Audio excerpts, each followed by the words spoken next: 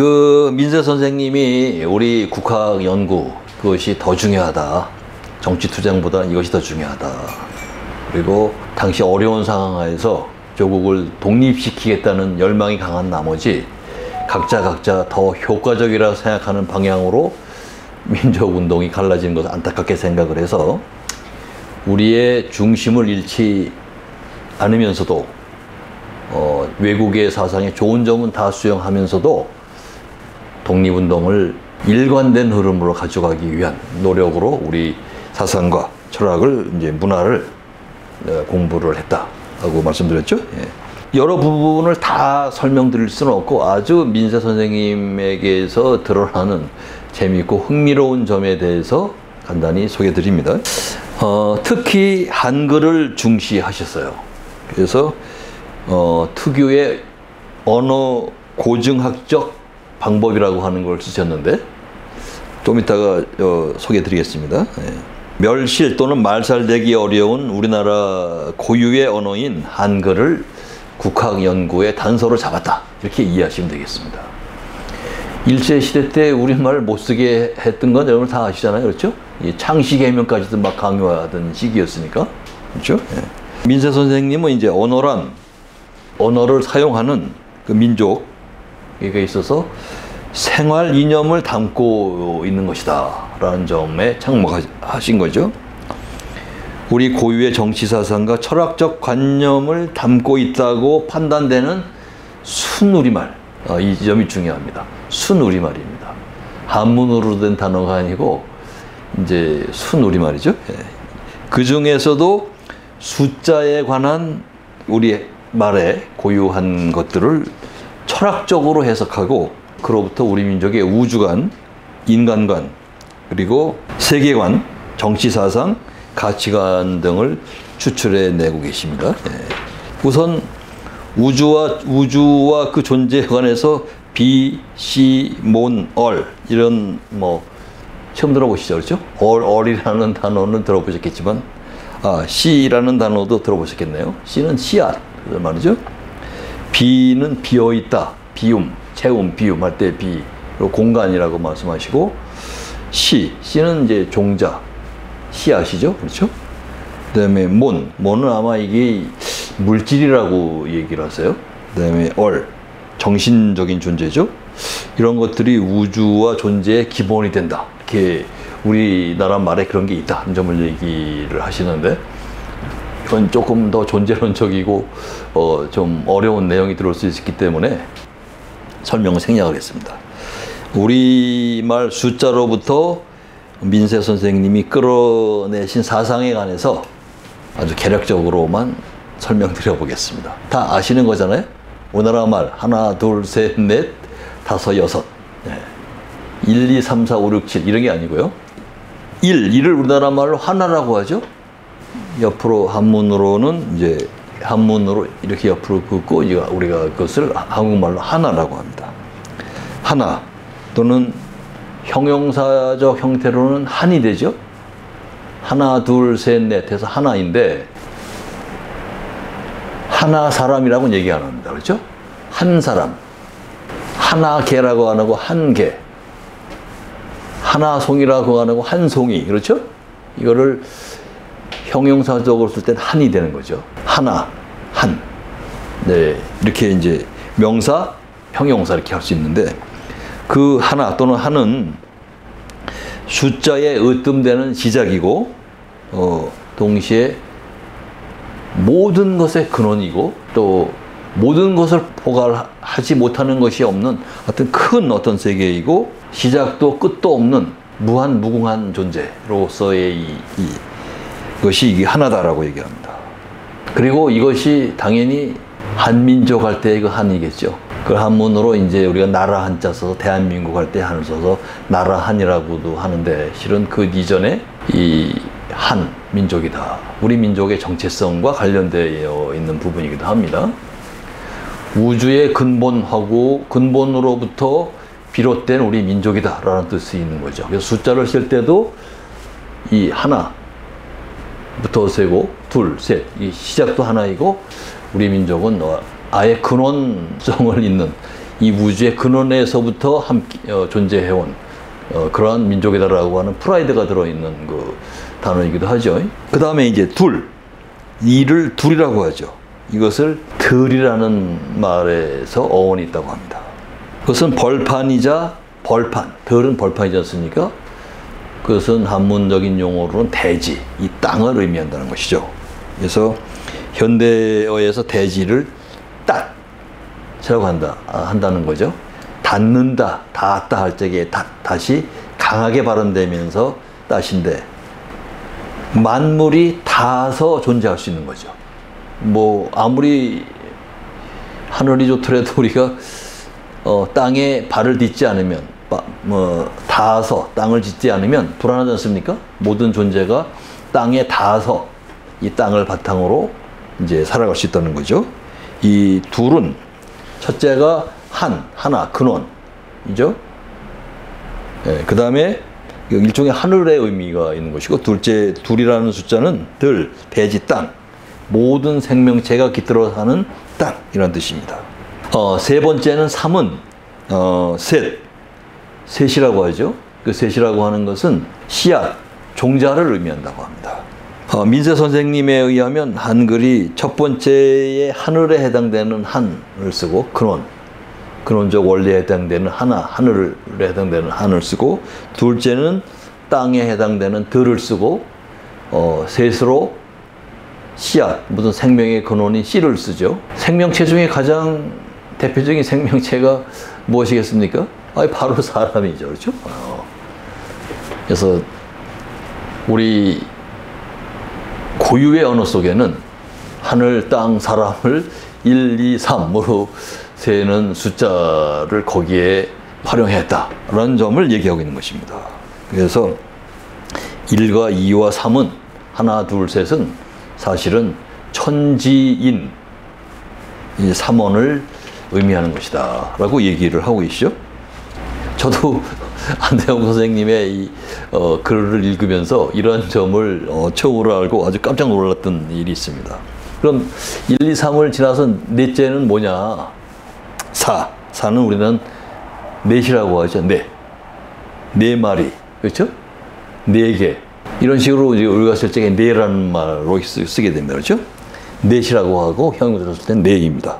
이것은 나 또는 나엇, 즉 자아를 실현하기 위해 태어나는 일, 이것을 의미한다고 그래요.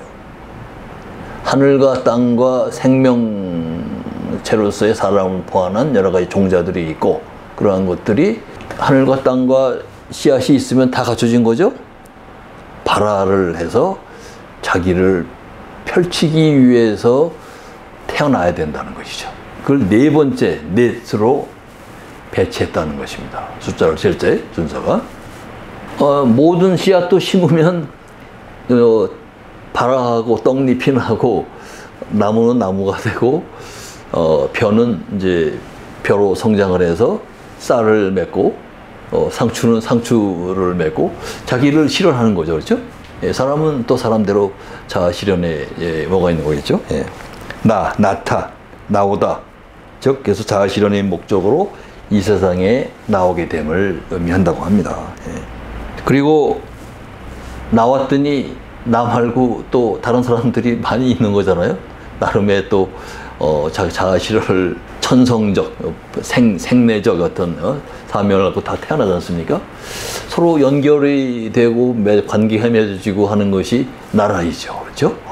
그래서 이 나는 나, 그리고 또 다른 나로서의 너, 그래서 여러 사람이 맺어지는 나라까지를 포함하는 개념이다 라고 이렇게 얘기를 합니다.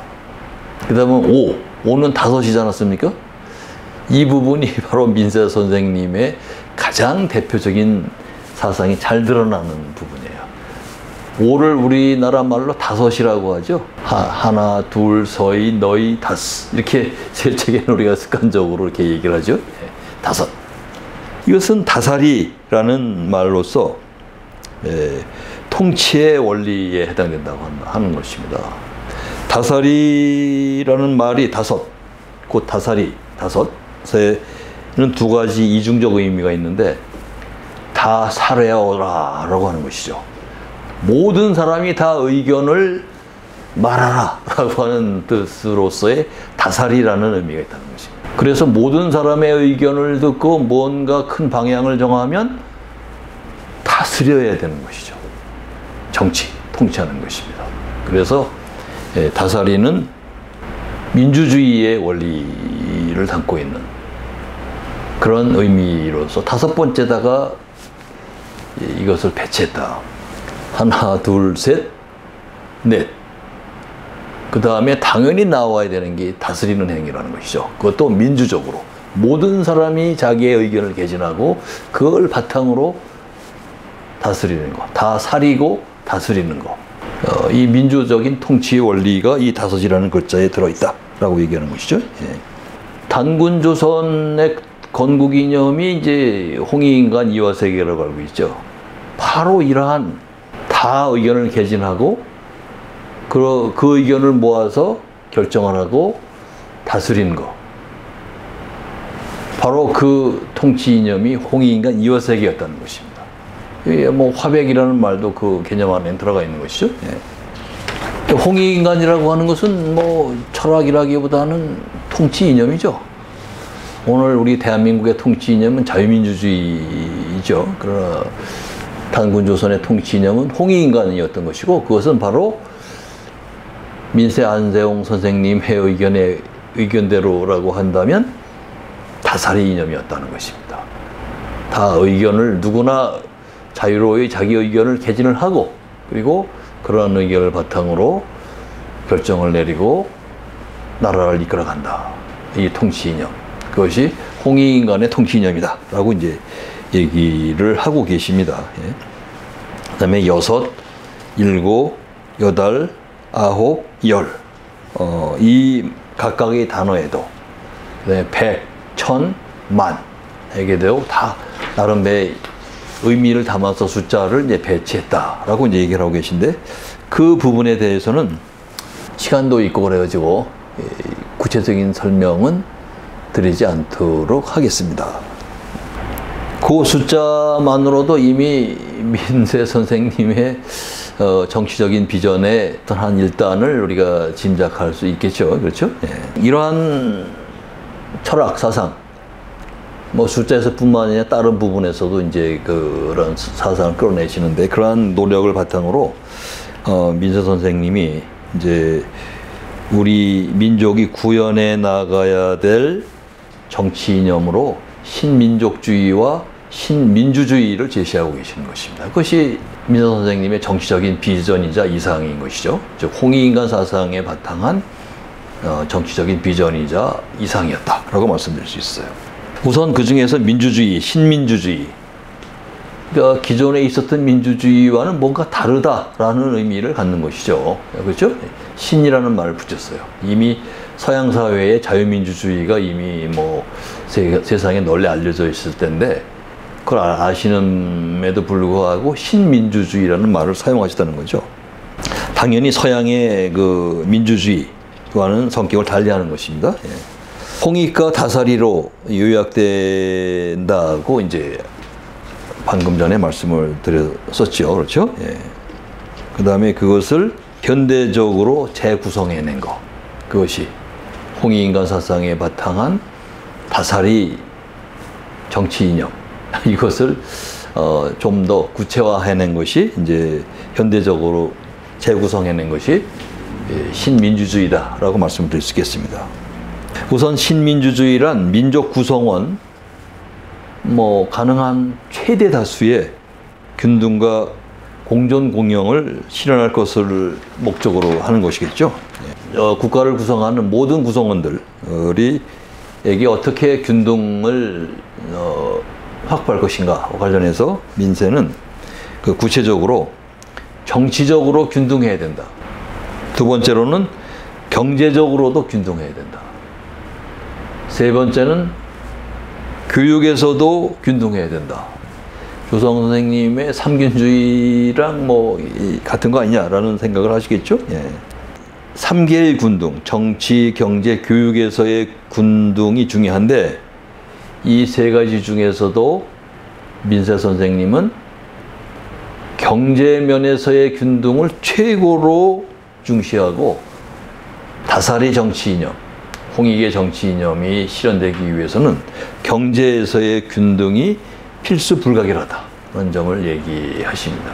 요즘 뭐 경제적으로 빈부의 양극화가 심각한 시대에 아주 잘 와닿는 얘기이지 않습니까?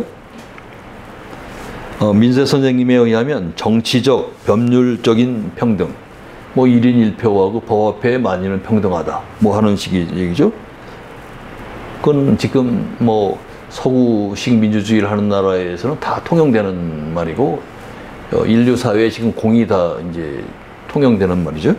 정치적, 법률적인 평등에만 그치고 경제 또는 부에서의 균등을 이루지 못하면 그런 평등은 있어봤자 허울에 그치는 평등에 불과하다. 이런 이제 비판을 가하는 거죠. 균등한 경제적인 토대 위에 다수 국민들의 정치적인 평등과 교육을 받을 교육의 기회의 균등이 보장되는 체제를 수립하는 것, 그것이 홍익사상에 입각한 다사리적 민주통치이고 그것이 바로 신민주주의다라고 얘기를 하십니다. 오늘날 사회는 이러한 면에서 우리가 후한 점수를 줄 수 있을까요? 대통령 선거나 국회의원 선거나 지방자치단체장 선거에 우리는 누구나 많이 배웠거나 조금 배웠거나 부자이거나 가난하거나 지위가 높거나 낮거나 나이가 많거나 아주 젊거나 남자이거나 여자이거나 상관없이 1인 1표를 행사하죠. 그리고 고등학교까지는 의무교육 정도는 보장이 돼 있죠. 그렇죠? 그러나 경제적으로도 균등합니까? 그것이 오늘날 많은 어려움을 만들어내고 있잖아요. 우선 젊은 세대들이 아무리 뭐 열심히 살고 노력을 해도 집을 절대로 장만할 수 없을 것 같다라는 것으로부터 파생되는 여러 문제들이 있는데 제가 굳이 뭐 복잡한 문제를 더 많이 뭐 길게 얘기 드리지는 않겠습니다. 경제의 균등 문제야말로 우리 사회에 가장 큰 어려움을 던져주고 있는 또 반드시 해결해야 될 필수 현안 과제 아닐까요? 바로 이 점을 해방정국에서도 강조하셨다는 거예요. 경제적인 균등 위에 정치적 평등, 교육의 균등. 이것이 이루어지는 사회여야 이상사회이고 그것이야말로 새로운 민주주의다. 법 앞의 평등, 정치적인 평등만으로는 진정한 민주주의라고 할 수 없다는 점을 그 당시에 이미 강조했다고 하는 점이 특히 우리가 높게 평가할 수 있죠. 요컨대 프랑스 혁명 이후에 서구 사회에 민주주의가 정착되게 되죠. 그런데 그 서구 민주주의가 갖고 있는 정치적인 평등은 아주 훌륭하고 우리가 본받아야 되고 이미 본받았고 우리는 그러한 정치적인 평등, 주기적으로 행사하는 1인 1표, 그렇죠? 그것에 의해서 제도적인 형태의 그런 민주주의는 이미 확립을 했습니다. 그러나 경제적인 균등, 즉 사회 경제적 평등마저 보장된 민주주의는 아직 갈 길이 멀죠. 그래서 이러한 점은 지금 현재 전 세계의 민주주의 연구를 하는 사람들한테서는 공감을 얻는 얘기들이긴 합니다. 정치적인 평등만으로는 완벽한 민주주의라고 할 수가 없고 사회 경제적 평등으로 이렇게 함께 보완되어야 한다 하는 것인데 이러한 그 사상을 이미 해방 이후에 그 당시에서 이미 이러한 사상을 전개했다. 그리고 이것을 실현하려고 동분서주하였다. 이러한 점에서 높게 평가가 가능하다고 하는 것이죠. 정치, 경제, 교육의 균등만으로도 이미 아주 훌륭하신데 한 가지 더 있습니다. 새로운 민주주의, 신민주주의론에서 강조하고 계신 점이 무엇이냐? 한 가지 더 있다는 점이 무엇이냐? 바로 봉사와 의무에서의 균등까지 갖추어야 제대로 된 민주주의다라는 점을 강조했다. 특권 배제라는 것이죠. 그렇죠? 아주 쉬운 말로 하면 지위 높다고 막 이렇게 요리조리 빠지고 하는 그런 사회는 안 된다는 겁니다. 그렇죠? 노블레스 오블리주를 뭐 이 대목에서 올리게 됩니다. 정치, 경제, 교육에서만 균등해야 되는 것이 아니고 봉사와 의무에서도 균등해야 된다 하는 것이죠. 이것은 단군 조선 시대부터 단군 조선 시대에서도 실현되었던 역사적 사실이라고 하는 점을 제가 어느 책에서 본 일이 있어요. 단군하게 되면 우리가 지금의 어떤 우리가 알고 있는 옛날 통치자는 상당한 권력을 가지고 힘든 일은 안 했을 것이다 라고 하는 이 봉사와 의무에서 배제됐을 것이다 이렇게 생각하는 경향이 있잖아요. 그러나 민세 선생님에 의하게 되면 단군 시대에서도 국가적으로 뭔가 의견을 모으고 다 사리고 의견을 다 개진하고 의견을 모으고 뭔가 결정을 하기 위해서는 단군 주재로 회의를 한다는 거예요. 그래서 다 합의해 봐서 오케이 그렇게 합시다 라고 결정이 나게 되면 단군도 아주 의리의리한 궁궐에 사는 게 아니고 궁궐 자체를 안 지었으니까 그게 없겠죠. 그냥 보통의 시민의 한 사람으로 돌아가서 농사 짓고 일하고 그랬다. 당시 사회가 필요한 걸 생산하는 일에 단군도 팔고도 붙이고 가서 일을 했다. 그게 우리나라 민족 전례의 전통이다. 단군 시대, 단군 조선이 홍익인간의 정신으로 그것을 건국이냐고 삼았다고 얘기하는 말에는 그런 뜻이 있는 것이다. 그냥 기계적으로만 그런 것을 외우고 알아서 안 된다. 이런 점을 얘기하고 계신 거예요. 그렇죠? 그래서 앞으로 수천 년의 역사적인 뒤안길인 해방정국 이 시대, 대한민국. 당시로서는 아직 이제 미군 군정하의 시절이니까 대한민국이라는 말은 쓸 필요가 없겠네요. 아직 이제 대한민국 독립하기 이전의 어떤 시기에서도 이왕이면 우리나라가 앞으로 만들 나라가 그런 나라이면 좋겠다라는 점을 가지고 동분서주하셨다는 거예요. 당시로서는 그게 잘 실현되기 어렵겠죠. 아마 고생만 많이 하셨을 것 같은 생각이 들긴 합니다. 그러나 그 이상은 정치적인 비전은 지금도 우리가 고이 간직해야 될 거 아니겠습니까? 정치, 경제, 교육에서의 균등, 그 다음에 봉사와 의무에서의 균등까지를 다 갖춘 그런 나라. 그게 진정한 의미의 새로운 민주주의다라고 제시하셨어요. 그러한 점은 오늘날 아직 이렇게 그때에 비해서는 해방 이후의 상태에 비해서 우리나라가 어마어마하게 발전을 했지만 여전히 그러한 나라는 못 만들고 있다. 이 점을 우리가 되새겨 봐야 되지 않을까 이런 생각을 합니다. 그러한 바탕에서 나온 게 신민족주의라는 것입니다. 그러한 사상 바탕에 나온 거죠. 제가 정치학을 이제 대학교 입학할 때도 정치학과로 정치학을 공부했는데 그때부터 배운 민족주의 이론이 있어요. 서구의 민족주의 이론이죠. 정치학 자체가 서구적인 정치학을 제가 공부를 한 거고 지금도 대학교에서는 그러한 정치학 또 민족에 관한 개념을 가르치죠. 서구의 민족주의 이론에 의하면 민족주의란 자본주의 탄생과 더불어 생겨난 이념이라는 거예요. 그저 이전엔 민족이라는 게 없었다. 여러분들 동의하십니까? 자본주의가 생겨서 자본가들이 큰 사회적인 영향을 발휘하게 되면서 이 만드는 물건을 팔을 시장을 질서 있는 시장을 확보해라 라고 하는 필요가 생겨서 나라를 이렇게 민족 단위로 이렇게 통합을 해서 큰 나라를 만들고 하면서 민족주의가 그때 처음으로 생겼다라고 얘기를 하고 있는 게 서양 민족주의의 핵심 사항입니다.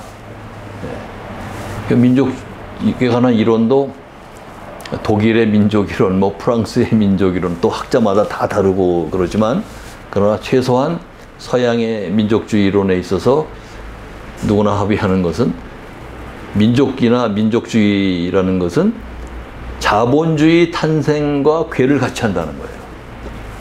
근데 우리로서는 그거를 받아들이기가 좀 어렵죠. 바로 민세 선생님은 이제 아니다. 민족과 민족의식은 그 기원이 아주 오래된 것이다. 자본주의가 생기면서부터 비교적 새 거다라는 얘기인데 그렇지 않다. 아주 오랜 시기부터 존재해온 것이 민족과 민족주의다. 그런데 이제 최근에 이러한 민세 선생님의 그 민족 이론을 뒷받침해 준다고 할까? 결과적으로 그런 좋은 그런 연구 업적들이 많이 나오죠. 하나만 소개하면 이렇습니다. 아자 가트와 알렉산더 야콥슨이라는 사람이 쓴 책 중에 이런 책이 있습니다. 민족 땡땡 하고요. 책 제목입니다. 민족 땡땡 정치적 종족성과 민족주의 그 오랜 역사와 깊은 뿌리. 다시 한번 읽으면 민족 땡땡 정치적 종족성과 민족주의 그 오랜 역사와 깊은 뿌리. 민족이라는 것은 자본주의가 탄생하면서 비로소 탄생된 이념이 아니고 아주 깊은 뿌리를 갖고 있는 그러한 개념이다라고 하는 점을 상당히 두꺼운 책입니다. 아주 깊은 연구를 바탕으로 밝히는 책입니다. 민세 안재홍 선생님의 이러한 주장이 옳았다는 것을 오히려 반증해 주기 위해서 이 책이 나온 것은 아니지만 마치 그렇게 그런 거나 다름 없다 할 정도로 그렇게 됐던 거죠. 그래서 우리 민족은 동일 혈연체로서 동일 지역, 어떤 한 지역이 있었겠죠. 동일 지역에서 오랜 기간 동안 나라를 만들고 함께 생활해 오면서 같은 문화로 연결된 아주 강고한 공동운명체로서 오랫동안 존속해온 민족이다 라고 하는 것이 민세 선생님의 민족관입니다.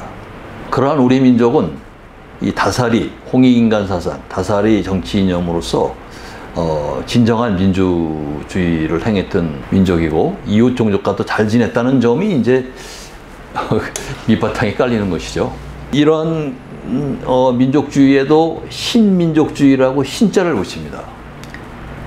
기존의 민족주의가 있었다는 거죠. 구민족주의가. 그렇죠? 그 서양의 자본주의의 도래와 더불어 비로소 민족이 개념이 생기고 민족주의가 생겼다고 하는 그러한 민족주의와는 좀 다른 우리 어떤 민족주의가 있다. 그런 개념과는 다르다는 의미로 새롭다는 말을 붙인 것이죠. 이런 판단을 하게 된 데에는 여러분들도 아마 동의하시겠지만 한번 볼까요? 서구 사회가 일방적으로 역사를 주도했던 시기가 20세기죠. 그 세기를 살펴보면 제1차 세계대전이 있었죠. 20세기에 시작하자마자 1차 세계대전이 막 벌어집니다. 그때 사망한 사람만 대략 한 2천만 명이 죽었다 그러죠. 정말 잔혹하기 짝이 없습니다. 2차 세계대전의 그 전쟁의 전개 양상을 이제 강의한 그런 이제 동영상 자료를 보게 되면 사람이 어떻게 저렇게 끔찍할 수 있을까 하는 것이죠. 그러다가 대공황이 벌어져서 세계가 대곤란 속에 들어가고 또 히틀러가 등장을 하고 또 일본도 군국주의를 흘러서 히틀러가 얼마나 끔찍한 전쟁을 일으켰습니까? 유태인 600만 명을 독가스로 살상을 했고 2차 세계대전으로 발생된 사망자는 제1차 세계대전의 4배에 해당된다는 것이죠. 그렇죠? 약 8천만 명 이상이 죽었다는 것입니다. 그 뭐 8,200만 명일지 또 그거야 정확한 숫자는 뭐 모르는 것이지만 대개 학자들이 추산하는 게 최소 4배는 된다 이렇게 얘기를 하죠. 뭐 일본의 그 대동아 공영권을 기치로 내거는 그 일본의 침략 전쟁의 잔악함은 어땠습니까? 남경 학살이라든지 우리나라 뭐 징용, 그 다음에 정신대, 뭐 너무 끔찍한 일들 아니겠습니까? 그렇죠? 뿐 아니라 일본 국민들 자체도 많은 희생을 치릅니다. 네? 그렇죠? 그리고 이제 2차 세계대전이 끝나고 더 이상 전쟁이 없는 시대를 만들자라고 하면서 유엔을 만들어서 발족을 시키지만 전 세계적인 냉전으로 다시 전 세계가 흐르죠. 핵 공포를 바탕으로 전개된 게 냉전입니다. 핵을 가진 나라들끼리 싸움을 하게 되면 미국과 소련이겠죠. 그러면 정말 다 멸망할지도 모른다는 두려움. 그렇기 때문에 핵을 가진 주체자들끼리는 싸움을 안 하고 대리 전쟁으로 막 했던 거죠. 그게 우리나라에서 벌어졌던 한국전쟁, 6.25 동란, 뭐 이렇게 하는 그 전쟁도 실은 냉전에서의 대리 전쟁이고, 그때 우리 민족도 아주 참화를 겪었습니다. 지금도 그 전쟁의 후유증에서 다 못 벗어나고 있지 않습니까? 예, 이산가족 찾기 운동의 대표적인 케이스가 되겠죠. 그런 것들이 다 서구의 민족주의에 바탕을 한 자국 우선주의, 자민족 우선주의가 가져오는 일이라고 본 거죠. 그래서 그러한 우리 민족만 잘 살겠다는 그러한 민족주의에서 벗어나야 된다. 그게 바로 신민족주의다. 다사리 이념을 우리나라도 실현을 하고, 그래서 신민주주의를 우리나라 사회에서도 실현하지만 그 이념을 전 세계적으로 확산한다. 그 정신, 신민주주의, 다사리의 그 정신을 전 세계적으로 확산해야 된다. 그것이 이제 신민족주의라고 명명을 했던 것입니다. 서양의 자국만을 아는 민족주의에서 벗어나서 우리 민족과 또 다른 나라들이 다 함께 잘 지내는 그런 민족주의로 앞으로 민족주의가 발전해 나가야 된다. 이 얘기를 해방 전국 이후에 이렇게 제시하셨다는 것이죠. 즉 고립 배타적이고 독선적이고 그 다음에 침략적인 국민주의로서의 서구 민족주의와 구분해서 우리가 국제적인 책임과 협동을 존중하는, 그리고 우리 민족, 타민족 구분 없이 서로 존중하고 상생하는 그러한 민족주의 사회. 그러기 위해서는 모든 나라가 다 의견을 개진하고 그런 의견을 잘 모아서 함께 결정을 내리고 공정공영하는 그러한 국제사회의 건설. 뭐 쉬운 일은 아니겠지만 그러한 그 세상이 반드시 필요하다라고 얘기했던 거겠죠. 그렇게 생각해서 나온 것인데, 그래서 실제로 에릭 홉스봄이라는 영국의 그 사학자, 잘 아실 거예요. 그 사람이 이제 20세기를 극단의 세기라고 이제 정명을 하죠. 극단의 세기라는 아마 책 이름이 있을 거예요. 저도 그 1, 2권으로 되어 있는 거를 사서 읽었던 기억이 있습니다. 정말 극단이 판쳤던 세기죠. 그 세기를 청산하고 제대로 된 인류 사회를 건설해야 되지 않겠나라고 하는 그런 비전을 제시했던 것입니다. 그러면 21세기는 즉 신민주주의 사회를 지금 현재 대한민국이 실현하고 있는가 아까 질문을 드렸었는데 아직 좀 많이 미흡하다는 생각을 지울 수가 없죠. 경제적인 균등 이외에 정치적인 균등, 교육의 균등, 그다음에 봉사와 의무의 균등이 이루어져야 된다. 비전에 극렬 반대하시지 않는다면 우리가 한번 되새겨 볼 필요가 있고, 그러한 사회를 현재의 대한민국, 지금 이 시점에서 우리나라가 실현했는가 하는 그걸 되돌아보자, 그럴 필요가 있다 하고 말씀드렸었는데, 신민족주의, 새로운 민족주의, 그러한 방향으로 이 세상이 바뀌었는가.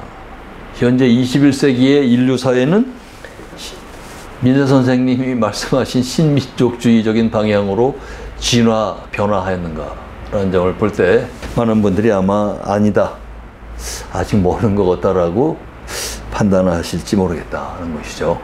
물론 쉬운 일은 아닙니다. 우리나라에서 새로운 민주주의를 만드는 것조차도 사실은 쉽지 않지만, 국제적으로 새로운 민족주의로서의 국제사회를 만드는 것도 물론 쉬운 일은 아니지만, 그러나 포기할 수 없는 정치적인 비전 아니겠습니까? 그러한 점에서 민세 선생님의 이 정치 사상, 정치적 비전에 대해서 우리가 좀 더 공부하고 연구하고 많이 발전시키고 또 널리 공유할 필요성이 있다고 생각을 합니다. 여전히 뭐 세계 강대국, 뭐 특정 국가를 지목하거나 지칭하지는 않겠습니다. 자국 우선주의가 판치는 세상 아니겠습니까?